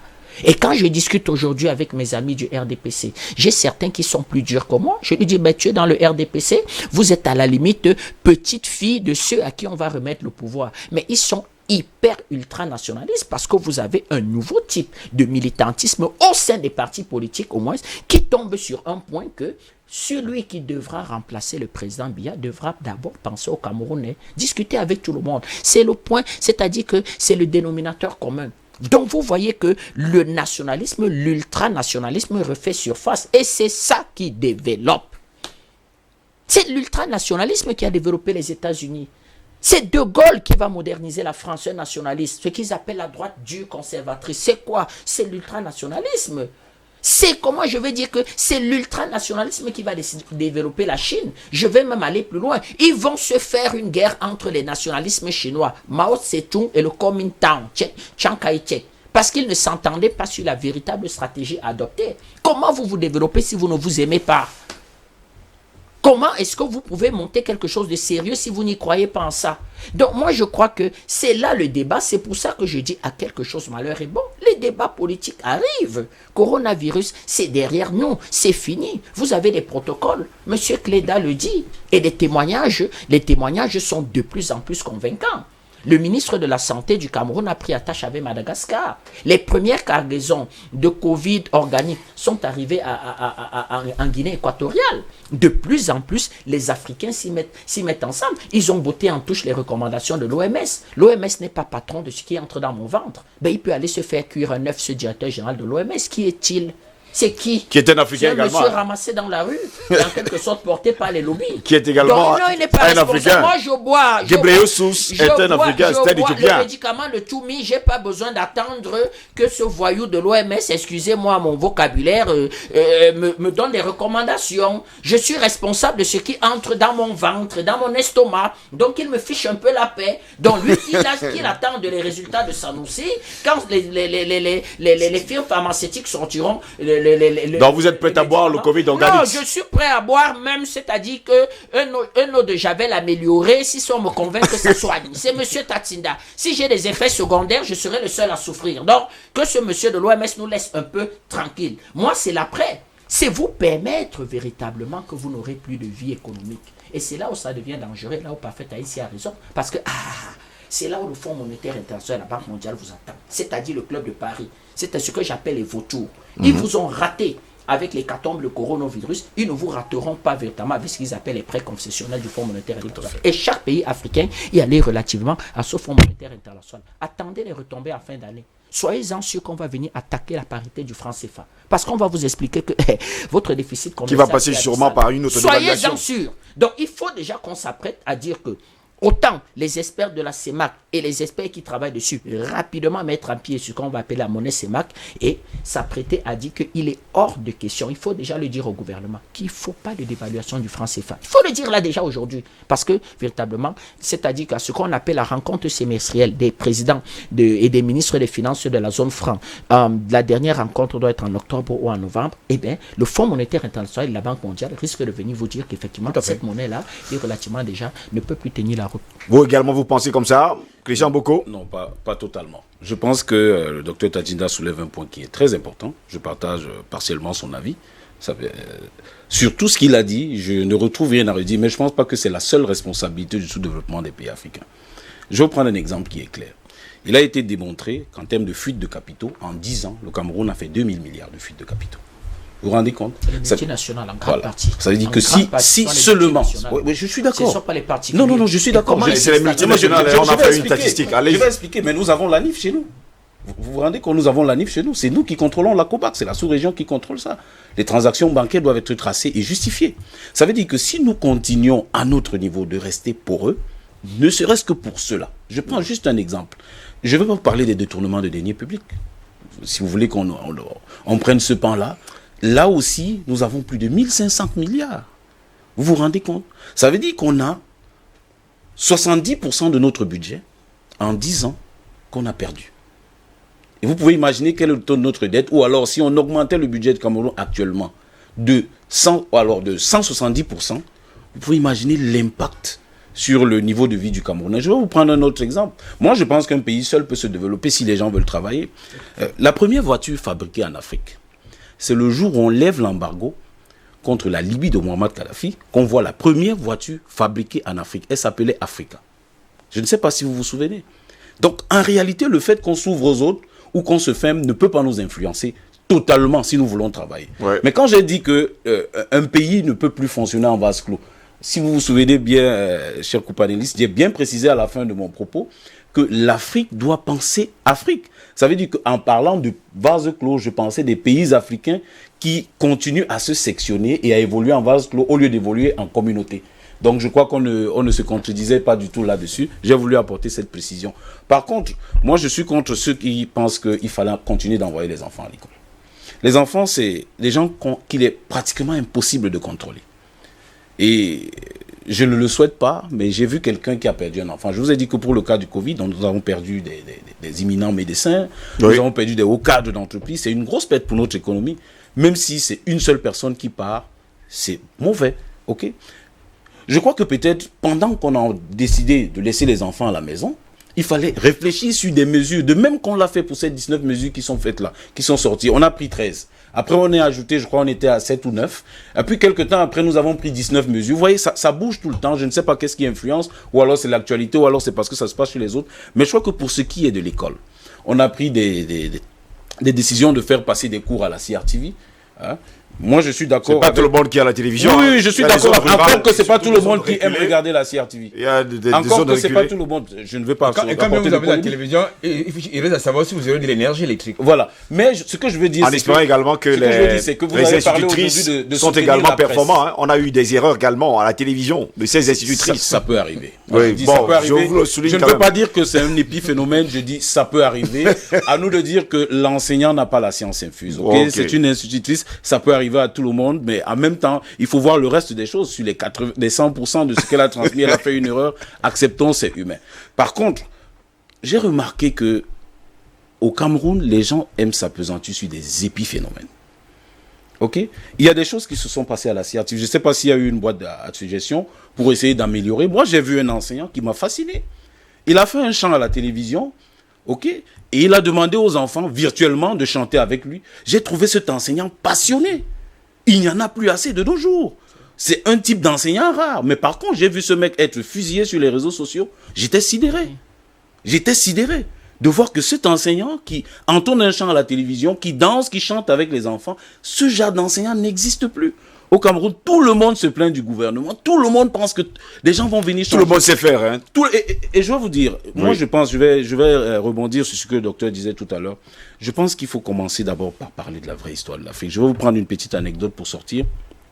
Alors, j'ai quelqu'un qui fait les cours de soutien à 2 ou 3 de mes enfants, ce qu'on appelle vulgairement les répétiteurs. Et il enseigne à ma fille que le Cameroun a été indépendant le 1er janvier 1960. Alors, je suis sorti de ma chambre. Je lui ai dit, dites à l'enfant que si on vous demande à l'école, pour pouvoir avoir le point, dites le 1er janvier 1960, mais restituez la vérité. Si vous avez vos 2 mains enchaînées et que le 1er janvier 1960, on déchaîne une, vous ne serez pas libre. C'est quand le 1er octobre, on va déchaîner la deuxième main, 1961, que vous serez désormais libre. Donc le Cameroun, en tant que nation, en tant que pays, a été indépendant le 1er octobre 1961. Mais le Cameroun, francophone ou alors occidental, d'accord, oriental, a été indépendant le 1er janvier 1960. Voilà la réalité. Et vous voyez le fait de cacher l'histoire, le fait de ne pas assumer l'histoire de notre pays, voilà là où ça nous conduit aujourd'hui. On oublie une frange de notre population, ce qui fait d'ailleurs notre particularité d'être un pays bilingue dans le monde. On fait fi de cela. Et comprenez d'où je n'explique rien, mais comprenez ce genre de choses, d'où est-ce que naît certaines frustrations de nos compatriotes aujourd'hui. Messieurs, nous sortons de ce débat. Albert Anatola, ici votre mot de fin. Non, écoutez, je pense que ose de me répéter autant pour moi. Oui. Il faut d'abord démanteler les accords coloniaux lyonnais qui ont été signés par nos ancêtres, disons ça comme ça. Parce que c'est un véritable frein à notre développement, à notre autonomie, à notre souveraineté. Ça, c'est d'un de deux. Même si le FMI, parce qu'il faut quand même vous dire que le FMI, c'est ce que vous voyez, parce que le FMI est constitué d'entités privées qui sont là pour faire le business. Pareil pour le Club de Paris, le Club de Londres, et accessoirement la Banque mondiale. Ça, ils sont là pour faire du profit. Lorsqu'ils vous donnent l'argent, ce n'est pas parce que vous êtes très beau. Non, du tout. C'est pour faire du profit. Un pays ne peut pas vivre de manière éternellement sur la profusion financière, non. C'est incroyable. C'est pas possible. C'est incroyable. Ça, même s'il y a des détournements, les évasions fiscales, comme tout à l'heure Christian l'a indiqué, à partir du moment où vous avez une économie extravertie, oui, ça ne marchera pas du tout. Commençons d'abord par démanteler tout ce qui nous pose problème. Deuxième chose, c'est que nous avons une économie de rente. C'est-à-dire que nous produisons ce que nous ne consommons pas sur place, c'est pour les autres. Ça pose un problème au niveau de la production locale, parce que pour que vous ayez une économie stable, avec de bons indicateurs, vous devez aller à l'industrialisation. Et tant que vous ne partez pas, vous n'avez ni la souveraineté monétaire, ni l'industrialisation, ça ne marchera pas du tout. Il n'y a pas très longtemps, nous étions dans une école de bureaucratie. C'est pas très longtemps que nous avons choisi le système de professionnalisation des enseignements. Pourquoi? Parce qu'on s'est rendu compte que nous avons plusieurs projets qui sont, des projets structurants qui sont annoncés, mais vous avez des étudiants, même sortis de Polytech, qui n'ont pas l'expertise pour pouvoir conduire ces projets. Ce sont les expatriés qu'on est obligé de payer très cher pour conduire ce projet. Je ne peux pas vous laisser continuer. Je suis désolé. Moi, je prends un exemple. Je ne peux pas vous laisser continuer. Messieurs, nous sommes en train de sortir de ce débat. Je ne peux pas vous laisser continuer. Nous avons vu des jeunes Camerounais fabriquer des respirateurs. Ils n'ont pas reçu le soutien. On a importé sans respirateur. Ça, c'est récent. Ok. Mais ils font tant de choses que vous ne maîtrisez pas. Ils vont recevoir un soutien. Non, je ne peux pas être sur ce plateau. Je dis c'est récent. Et vous laissez dire ça. J'ai dit c'est récent. Je suis désolé. Moi, j'ai travaillé avec des expatriés qui apprenaient tout de moi. Je dis c'est désolé. Bien sûr. Non, il n'y a même pas à parler. Je dis bien sûr. Messieurs, nous sortons de ce débat. Je prends un projet privé ici, là, Douala. Alors, là, il y a une entreprise de droit camerouno-américaine qui est en train de construire un truc là vers l'aéroport. On n'a pas trouvé des Camerounais qui puissent gérer, maîtriser cette technologie.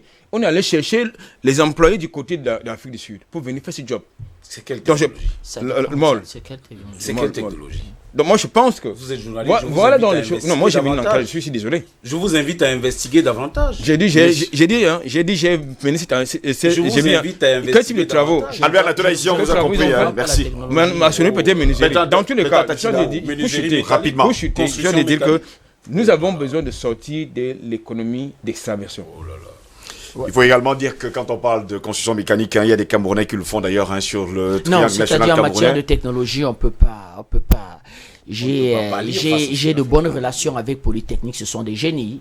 Ils vont me présenter la première, au tout dernier salon de l'entreprise Promote au Cameroun. J'ai vu la première voiture made in Cameroun, conçue du design, c'est-à-dire du dessin, jusqu'à la poser truc. Et moi, j'ai expliqué qu'en matière de brevet, vous faites comment? S'il n'y a pas de problème pour nous, nous sommes Polytechnique, c'est-à-dire que nous sommes école, comment je vais dire étatique. Ça veut dire que l'État peut venir, effectivement, racheter le brevet et le sortir sous chaîne industrielle. Mais quel a été le problème de l'État? Eh bien, c'est mettre sur pied une chaîne industrielle qui dispose de l'argent. Donc, nos États ont été conçus pour être des États corrompus. À la façon dont le Cameroun arrive à l'indépendance, c'est la corruption. Comment est-ce que vous voulez véritablement qu'il y ait passé cette évasion de capitaux? Donc, pour moi, Quand on sera souverain, le pays le plus corrompu en termes de flux d'argent, de corruption, c'est les États-Unis. Vous savez comment ils appellent la corruption là-bas? Les lobbying, les cabinets de lobbying. C'est quoi un cabinet de lobbying? C'est un cabinet qui marchande la corruption. Ça veut dire qu'avec votre carnet d'adresse, la plupart des directeurs de ces cabinets sont des anciens hauts fonctionnaires et des anciens membres du gouvernement. Eh bien, ils jouent une liaison entre les entreprises et les relations qu'ils ont dans le gouvernement. Ils recyclent la corruption sous forme de cabinet de lobbying. C'est quoi le cabinet de lobbying? C'est un cabinet corrompu. Merci beaucoup, messieurs. Merci beaucoup, messieurs, d'avoir été de notre ce matin. Tatiana, je vous dis merci et surtout bonne fête de travail. Merci. Même si les conditions merci. ne sont pas idéales. Ah ouais, le déconfinement, ouais, je vais me faire plaisir ce week-end. Mais sortez masqués, buvez les bières masquées. Je vois mon camarade qui en rigole. Christian Boko, je vous dis grand merci d'avoir été de notre ce matin. Albert Natola ici, merci également. Je pense que nous allons poursuivre cette discussion dans les coulisses. Oui, bon, vous allez nous attendre. Hein. Albert Natola ici et Christian Boko, vous nous attendez. Beta Tatina, vous restez sur le plateau. Tout de suite et maintenant, nous passons à la barre. Tout de suite et maintenant.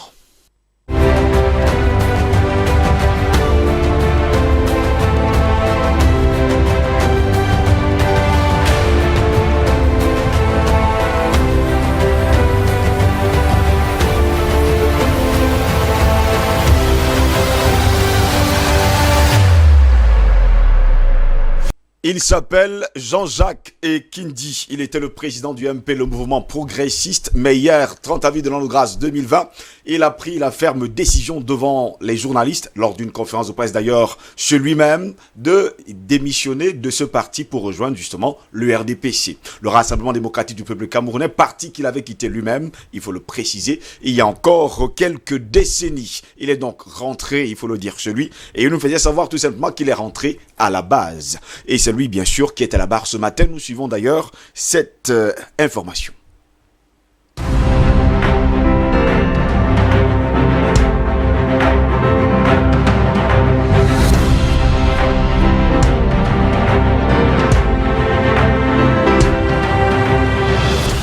L'incursion djihadiste à l'extrême nord du pays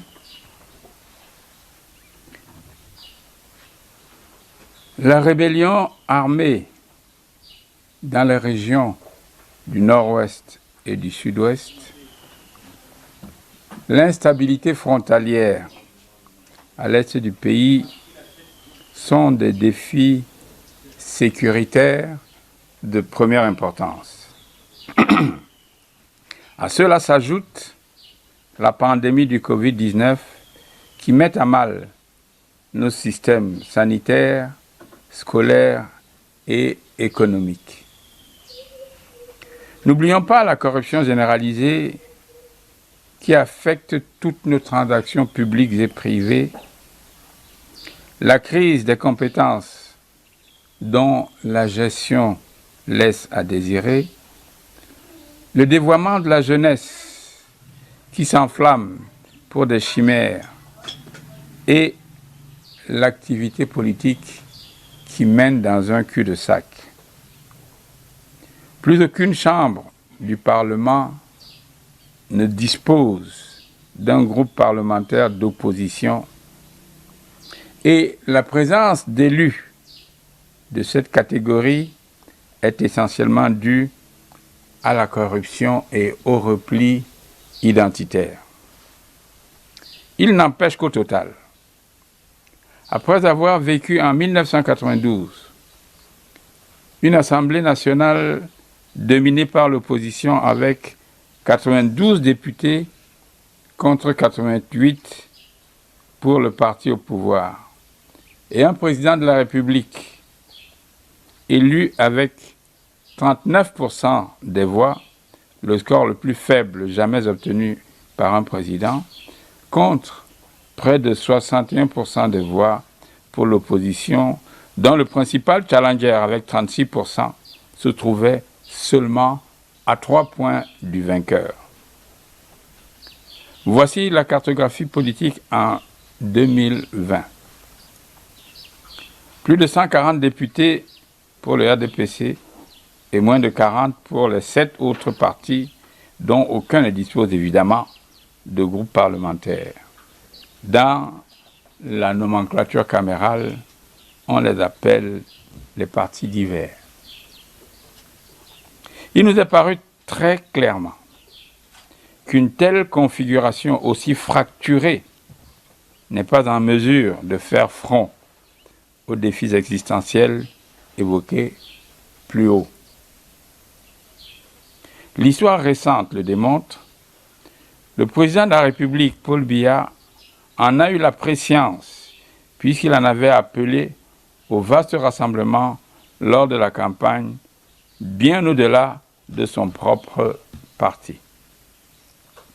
Faire front en rassemblant toutes nos énergies, et Dieu seul sait combien nous en avons, semble indispensable pour préserver notre pays de la tourmente. Pour intéressante que puisse être la polémique, elle sera autrement plus puissante lorsqu'elle revêtira la forme de la proposition constructive, de l'engagement citoyen et surtout lorsqu'elle orientera l'opinion publique vers la confiance et non vers la défiance. En ce qui me concerne personnellement, après de multiples expériences pendant lesquelles je me suis livré corps et âme pour mon pays avec les résultats que l'on sait, je suis arrivé à la conclusion que mon activité politique sera plus efficace si je suis membre du RDPC plutôt que leader du MP, parti d'opposition. C'est donc après mûre réflexion que je vous annonce ma démission du MP et mon adhésion au RDPC comme militant de base. Je me réunirai par la suite avec mes camarades progressistes dans une convention et chacun choisira sa destinée politique en toute liberté et ensemble, ils décideront de l'avenir de cette belle aventure. Parce que de toute manière, il faut prendre une décision. Quels étaient les choix possibles? Continuer comme on l'a fait jusqu'à présent et voir l'opposition partir en quenouille et la petite notoriété qu'elle a pu conserver se retrouve elle-même remise en cause. Ou alors, estimer qu'on a encore du potentiel, qu'on a encore de l'énergie, qu'on a encore des idées et se poser la question, où peut-on les faire fructifier? À l'opposition, dans l'état où elle est, il y a peu de chances qu'il en soit ainsi. Maintenant, c'est une nouvelle aventure que nous avons engagée. Rentrer dans le RDPC, comme nous avions engagé une nouvelle aventure quand nous avions décidé de sortir du RDPC.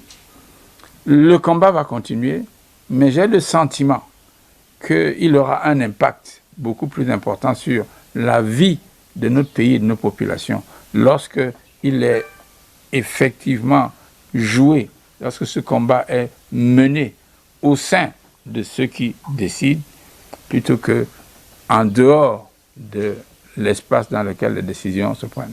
Donc j'ai pris cette décision parce que je suis intimement convaincu que pour le Cameroun, je peux être beaucoup plus utile en étant dans le RDPC plutôt qu'en essayant de rester dans l'opposition avec ce que nous avons vu. Vous savez que dans la ville de Douala Ier, sur 80 000 inscrits, nous avons eu à peine 1500 votants, ce qui signifie que les populations ne veulent pas, ou ne comprennent pas, ou ne souhaitent pas la politique que je souhaite. Alors, je vais la proposer au RDPC. Quelques indices me laissent entendre qu'ils seront attentifs à ce qu'on leur dira. Et peut-être tiendront-ils compte des propositions que nous ferons. Aux dernières élections présidentielles, je n'étais pas candidat. Donc il est difficile de considérer un chasseur qui ne s'arme pas lorsque vient la période de la chasse. Donc c'est une anecdote. À mon avis, ça ne mérite pas qu'on s'y attarde quand on veut véritablement réfléchir aux problèmes du pays.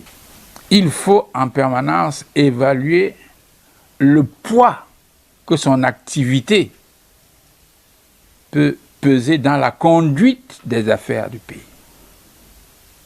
À l'heure actuelle, le poids de l'opposition dans la conduite des affaires du pays est pratiquement nul. Les grandes décisions qui se font, pour beaucoup, ne sont même pas exposées et prises en charge. Vous faites quelque chose, je vous critique en estimant que ce que vous avez fait n'est pas bien. Je fais quelque chose, vous critiquez pareillement. Mais au final, ce n'est pas cette polémique-là qui intéresse les Camerounais. C'est les décisions qui vont être prises et mises en œuvre. Et dans ce champ-là, tant que l'opposition avait un poids réel dans le pays, elle devait, à certaines occasions, elle a été consultée pour la prise en compte des décisions. Maintenant, quand on suit le champ de l'échange politique entre opposition et pouvoir, on voit à 99% de la polémique. Il ne juge pas nécessaire d'exposer ou de prendre en compte les opinions des uns et des autres. Quand on parle en France de la dénucléarisation, il y a un débat. Les positions des partis politiques sont connues. Leur activité est connue. Mais chez nous, ici, en dehors de la politique, tout le reste se fait au sein du pouvoir. C'est-à-dire que même pour la remise en route des écoles, quelles sont les positions des partis d'opposition? On ne les connaît pas. Parce qu'ils ont à peine la possibilité de s'exprimer. Et quant à la prise de décision, alors, avec entre une vingtaine et une trentaine de députés à l'Assemblée, on ne les entend même pas. Il n'y a pas de débat. Alors, est-ce qu'on peut considérer qu'en continuant dans cette voie-là, on peut véritablement amener au changement des choses? Je ne suis pas du tout persuadé. Donc j'ai le sentiment que si j'avais été au RDPC, au moins ces plans auraient été écoutés. Vous avez bien suivi là, hein, Jean-Jacques Ekindi, et il était, vous le dites comme ça, président du MP, le mouvement progressiste. Il a démissionné hier 30 avril pour rejoindre tout simplement le RDPC. Bertrand Tatina, votre réaction? Déjà, j'ai beaucoup d'estime et de considération pour cet aîné, brillant, très brillant. Et je me suis fait le devoir de jamais faire des procès d'intention et de manquer de respect à des aînés, oui, à des gens qui ont fait la politique avant moi. Le constat que cet aîné, le président Jean-Jacques Ekindi fait, est réel. Nous avons appartenu au camp présidentiel lors de la dernière élection présidentielle, mais nous n'avons pas manqué de dire à l'opposition que vous ne pouvez pas affronter la majorité présidentielle, gouvernementale et non gouvernementale du président Biya si vous n'avez pas un minimum de consensus entre vous. On l'a dit. Son constat va même dans le sens d'un autre, Abel Eli Bilobé, qui passe son temps à dire qu'après une élection, il faut jeter un coup d'œil dans ce qu'on appelle la statistique électorale. En 92, on avait la majorité. En 2020, on n'a plus de groupe parlementaire. Aucun parti de l'opposition n'a un groupe parlementaire. Donc, accuser le code électoral, accuser la fraude, c'est de la fumisterie. À un moment donné, il faut faire une introspection, se regarder et dire qu'est-ce qui ne marche pas. En 92, c'est le MINAT qui organisait les élections. Ce sont les préfets. On dépouillait à la préfecture. Certains dépouillements avaient lieu dans les domiciles des sous-préfets parce que la sous-préfecture n'avait pas d'électricité. On se déportait dans le domicile du sous-préfet. On dépouillait des fois, il y avait des votes dans les chefferies. Dans les chefferies traditionnelles, l'opposition arrivait à faire entendre sa voix. L'égoïsme. Des gens se sont rendus compte qu'on s'enrichit en politique. Des gens sont venus à la limite chômeurs, en faillite, anonymes. Quelques années plus tard, ils étaient propriétaires immobiliers. Quand vous regardez les grandes figures de l'opposition du Cameroun, je parle des grandes figures, ils ont le même standing de vie que les grands cadres du RDPC. Prenez tous les grands partis de l'opposition, vous regardez leurs présidents nationaux. Déjà, ils ont cette maladie que personne ne part. Même ceux qui ont voulu partir reviennent et ont le même standing de vie. Ils vivent dans les mêmes quartiers, ils roulent avec le même type de voiture, ils ont le même type de maison, les enfants sont en Europe. Et le peuple, Le peuple qui est juge a regardé et a dit non. Ah non, vous ne pouvez pas vous servir de nous en quelque sorte pour venir en politique vous enrichir. Et c'est comme ça que l'opposition a continué à se déliter, à se désagréger, et jamais on va vivre des coalitions bancales. Ici en 2004, on aura une coalition, on aura l'impression que ça va donner quelque chose. J'étais au meeting sur l'esplanade du stade Omnisport de Douala. Vous aviez M. Frundi, M. Adamundam Joya, un certain nombre de personnes. Issa Tiroma. Et M. Frundi mettra un enfant de 3 ans dans ses bras en l'air et dire que celui qui trahira cette coalition aura trahi la vie de cet enfant. 2 semaines après, ça va aller en vrille. 2 semaines après, ils ne se parlaient plus. Ils s'insultaient par tous les noms d'oiseaux. Pourquoi? Parce qu'ils vont bâtir une pseudo-coalition sans y mettre les critères de choix. Et quand on va expliquer que c'est celui qui a le plus de diplômes qui doit être candidat, M. Frundi va se sentir visé, il va demander effectivement si les gens sont normaux. Que moi j'ai un certain nombre de députés, celui qui est diplômé a à peine 4 députés, c'est lui qui va conduire la coalition et on va rentrer dans des batailles de chiffonniers. Mais le peuple va retenir. Même son éminence, le cardinal Tchoumi, ne va pas arriver à concilier. Ce que dit le président Jean-Jacques Etindi est vrai. La démarche politique du président Jean-Jacques Etindi, je ne la juge pas. Il a été un enfant du RDPC, un haut caractère, brillant, coopté au comité central. Il en est parti, il a cheminé avec l'opposition. Mais lui, il explique que toutes les idées, et Dieu seul sait qu'au MP, vous avez des garçons intelligents. Vous avez un autre qu'on appelle M. Hilaire Zipa, extrêmement brillant aussi. Donc, toutes ces idées de ces jeunes cadres du MP, M. Jean-Jacques Etindi fait le constat aujourd'hui que si j'avais été, et si j'étais resté dans le RDPC, eh bien, le gouvernement aurait pris en compte ces idées. Dernière des choses. Rapidement. Le peuple Sawa, oui, en ce moment, a besoin de cadres.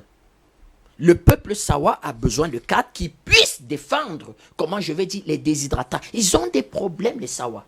Et à l'heure actuelle, vous avez le patriarche Laurent Esso. Ce sont des aînés et des patriarches qui vont vers la fin.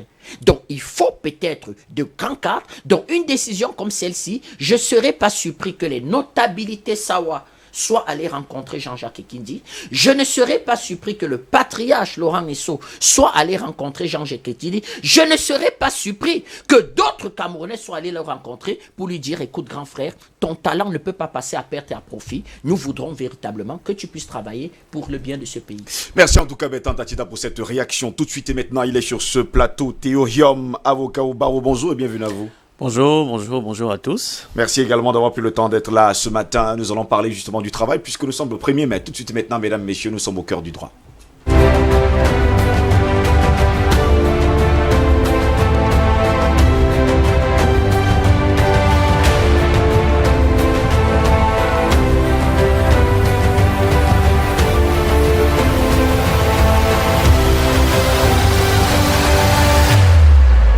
Théohiom est sur ce plateau ce matin. Théohiom, bonjour une nouvelle fois. Bonjour. Aujourd'hui, c'est le 1er mai, fête du travail. C'est quoi le travail même? Alors, le travail peut être défini de plusieurs façons. Oui. De façon triviale, c'est le fait d'exercer un métier qui nous permet de vivre. D'autres vont estimer que c'est le fait d'avoir un emploi, c'est-à-dire être sous l'autorité de quelqu'un pour qui on fait quelque chose contre rémunération. Bon, maintenant, dans le grand groupe d'emploi, on peut parler de différents types d'emplois, de métiers. Donc, voilà, le travail peut avoir différentes définitions.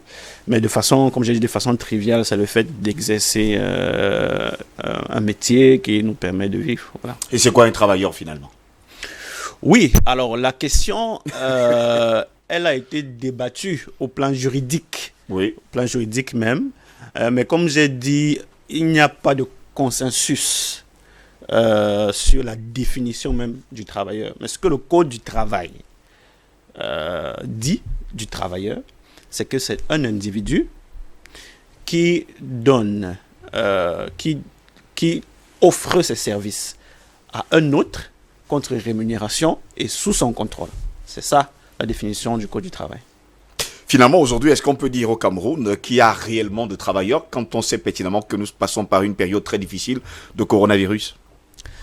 Alors, on demeure travailleur même pendant la crise. Hein. Donc, vous êtes en train de faire votre travail, les réalisateurs, les caméramans font le travail. D'une façon ou d'une autre, je fais le mien. Donc, oui, tout le monde, enfin, tous ceux qui exerçaient avant la crise continuent à être des travailleurs. Maintenant, des conditions particulières font que certains ont sans doute perdu leur emploi. Oui. Maintenant, au plan juridique, quelqu'un qui n'a pas d'emploi, qui n'a pas d'activité, n'est pas considéré comme un travailleur. Mais il faut savoir que tout ce qui est travail n'est pas forcément catalogué, n'est pas forcément, formel. Et donc, on peut considérer que même quelqu'un qui est dans l'informel, qui a un petit métier, est un travailleur. Un agriculteur, c'est un travailleur? Oui, évidemment, un agriculteur est un travailleur, même si... Un cultivateur est un travailleur également? Un cultivateur est un travailleur, même si... C'est reconnu par la loi qu'un cultivateur est un travailleur? Alors, je vous ai donné la définition du Code du travail. Oui. Si on s'attient à la définition du Code du travail, un cultivateur ou un agriculteur n'est pas un travailleur. Un avocat n'est pas un travailleur. Puisque, en principe, un avocat n'a pas de patron. Et donc, il est son bon patron. Oui. Donc, si on s'en tient uniquement à la définition du Code du travail, donc celui ces qui personnes-là ne sont pas des travailleurs. Travaille pour lui-même n'est pas un travailleur. C'est pas ce que je dis. Je dis si on s'en tient à la définition littérale du Code du travail, ces personnes ne sont pas des travailleurs, mais de façon empirique, c'est des travailleurs, c'est des gens qui sont au travail et on reconnaît très bien à l'OIT ces personnes-là comme des travailleurs. Aujourd'hui, on voit par exemple du côté de l'Hexagone qu'il y a, par exemple, je prends du cas des agriculteurs qui sont parfois chez eux, l'État leur vient parfois en aide pour leur donner encore l'opportunité de produire un peu plus. Est-ce que la législation en vigueur au Cameroun a prévu également ce pan sur le travail des agriculteurs? Alors, à ma connaissance, il y a des mesures gouvernementales d'accompagnement des jeunes notamment, qui se lancent dans certains domaines comme l'agriculture. Est-ce qu'il y a des dispositions légales spéciales pour l'accompagnement des entreprises agricoles? À ma connaissance, non, pas encore. L'État accorde certaines facilités à certaines entreprises qui s'installent dans certaines zones, plus récemment encore, comme dans le nord-ouest et le sud-ouest. L'État accorde des facilités à des investisseurs étrangers, notamment à travers la loi de 2013. Donc, l'État accorde certaines facilités à des personnes qui investissent. Alors, est-ce qu'une entreprise qui a des difficultés particulières peut bénéficier de l'accompagnement de l'État? Les dispositions légales en vigueur au Cameroun ne disent pas que oui.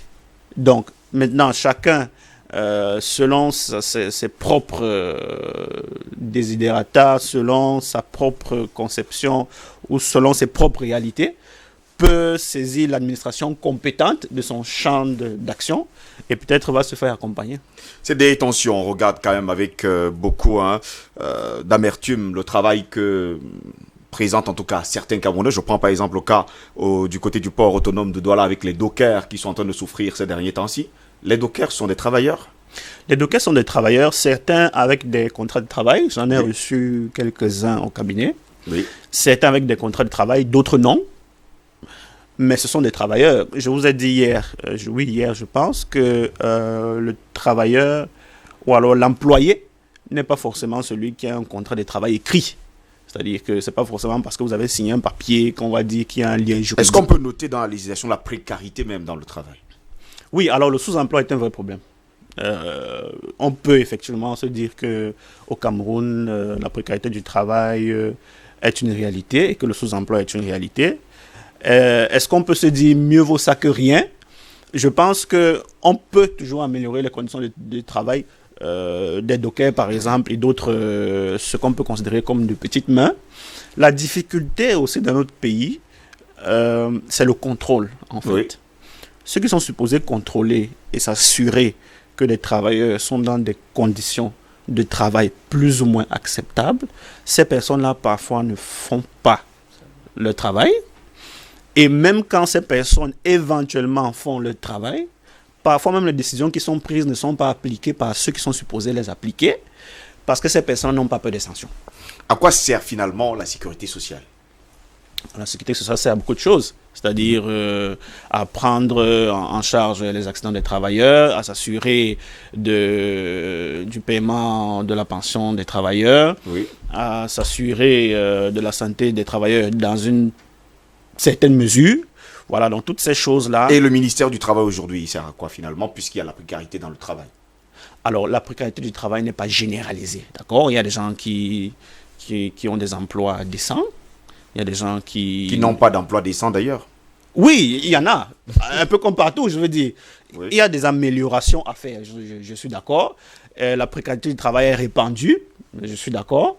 Je ne suis pas ministre du Travail pour répondre de ce qu'il fait au quotidien pour améliorer le quotidien des travailleurs. Tout ce que je peux dire, c'est qu'en l'état, la législation du travail au Cameroun doit être améliorée. À mon sens, je suis en train de préparer un article là-dessus. Je pense qu'on devrait sans doute accorder un peu plus de poids à l'inspecteur du travail.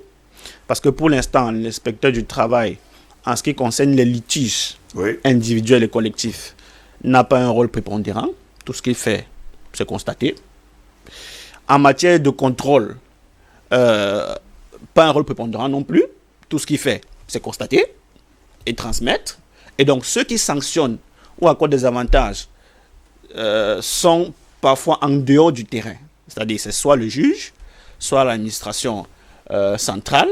Et donc, les travailleurs sont obligés d'attendre souvent soit de longues procédures administratives, soit de longues procédures juridiques pour rentrer dans leurs droits. Et parfois, même après une décision de justice, l'exécution de cette décision est compliquée. Voilà. Donc, il y a beaucoup de choses à faire en ce qui concerne la législation du travail au Cameroun. Bon, maintenant, tout ce qui est administratif, il faudra certainement voir avec le ministre du Travail. Yom Théo, je vous dis merci d'avoir été là ce matin. Merci à vous. Merci également pour tous ces éclaircies, en tout cas sur le code du travail. Et surtout, il faut préciser qu'on espère vous avoir souvent sur ce plateau pour pas mal d'autres sujets. J'espère. Bertrand Tassina, merci également d'avoir été là Merci à la hiérarchie de DBS, à son directeur général, à vous, aux caméramans, aux jeunes dames qui y travaillent. Merci à tout le monde. Merci. Bonne fête de travail. Bonne fête de travail à vous également, messieurs. Mesdames, messieurs, c'est ici que s'achève cette autre édition de DBS Matin, la dernière de cette semaine. Je vais vous souhaiter bonne fête de travail, surtout bon week-end. N'oubliez surtout pas, ne pas avoir le choix, c'est faire un choix. Bonne journée à toutes et à tous et à lundi, s'il plaît à Dieu. Au revoir.